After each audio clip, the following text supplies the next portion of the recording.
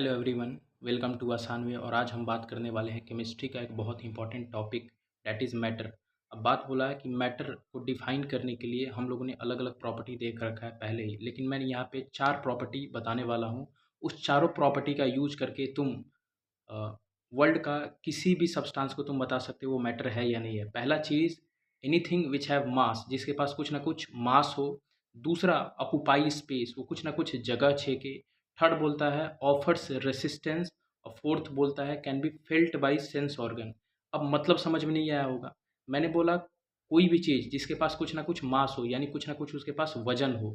समझ में आ रहा है? जैसे मेरे पास ये वॉच है, तो इसका कुछ ना कुछ वजन होगा, कहीं पे रखेंगे उतना जगह छेकेगा। ये 2 प्रॉपर्टी हो गया। तीसरा चीज़, इसको अगर हम लोग अपने सेंस ऑर्गन से फ़ील कर पा रहे हैं।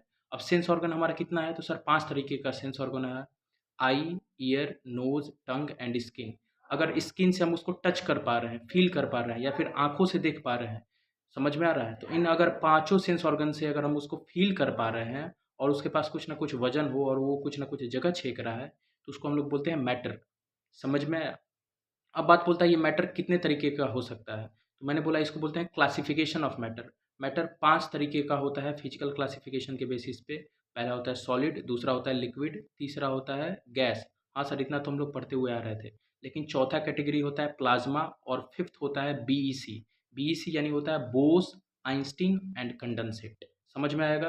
तो फिर से मैं इसको डिफाइन कर दूं कि कोई भी substance, any substance which have mass, occupy space, offers resistance, and can be felt by sense organ is called matter.